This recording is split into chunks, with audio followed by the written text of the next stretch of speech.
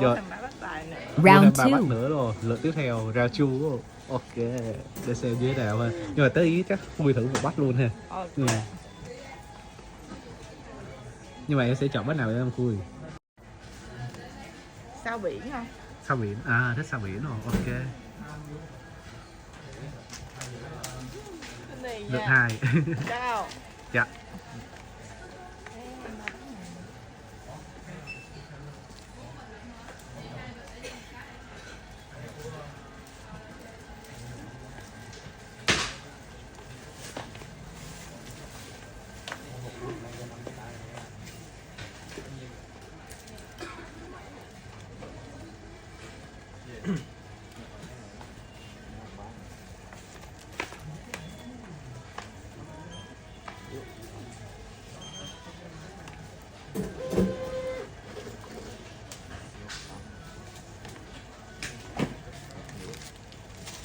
Yeah. Cảm ơn.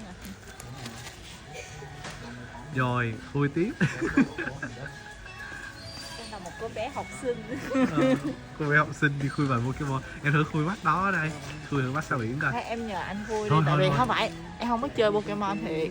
Không, thường là Nè. newbie dễ anh đó. Nhưng mà em không có biết sẹt bài á. Thì phải tập chứ. Rồi. Giờ sẽ Khui lượt 2 ha. Sao biển đúng không? Khui bạn sao biển. Rồi mà nó không lấy nén được luôn. Hy vọng sẽ có một tiết thứ 2 nữa.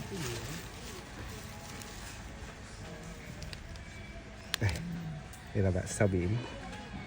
Mình sẽ Khui hết. Không biết bạn sao biển có gì không nhỉ?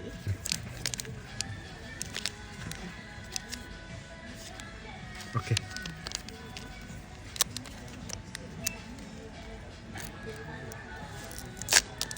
Hí hí.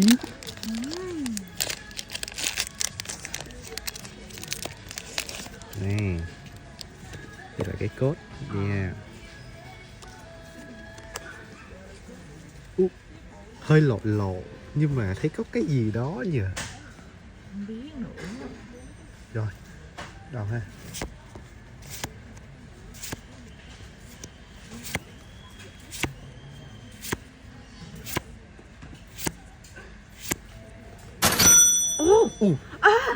Ê, ủa, cái này có hiếm không? 106.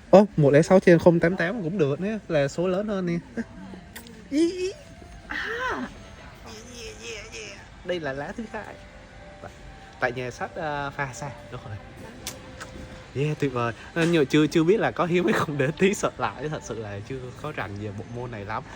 Nếu mà các bạn nào biết thì có gì comment chỉ giáo mình thêm ha. Mới Khui là đầu thấy có chèn Viền là thấy cũng ok đó. Ok, nhớ like và subscribe cho kênh Tú Tú Toys TV của mình nhé. Bữa sau mình còn 4 bát nữa, có gì mình sẽ Khui tại nhà, nó có view đẹp hơn. Có gì mình sẽ Khui cho các bạn coi ha. Ok. Yes. Vậy là tổng cộng bát này là mình có 3 lá lấp lánh. Thứ nhất là này, cái giống cái vợt đập mũi rồi. Và thứ ba là cái con chim chèn Viền này. Chắc ok ha. Ok, cảm ơn các bạn. Chàng Viền chứ cũng không biết nó là gì. Thật sự không biết là gì luôn á. Thì có gì nhờ các bạn chỉ giáo giúp ha. Ok. Vậy tổng kết hôm nay là mình đã chi hết tổng cộng là 720.000 cho 6 bát. Mỗi túi của mình là 3 bát. Và mỗi túi là mình đã Khui ra một bát rồi. 4 bát còn lại có gì mình sẽ về nhà có view đẹp mình sẽ Khui cho các bạn. Còn lại đây. Rồi để mình xem coi là còn những cái bát nào mình chưa Khui ra. Túi thứ nhất là còn 2 bát này còn nguyên mình chưa Khui. Để giờ mình sẽ Khui cho các bạn. Ok luôn. Bát này thì hồi nãy mình đã Khui rồi, hồi nãy ra cái con chèn Viền á.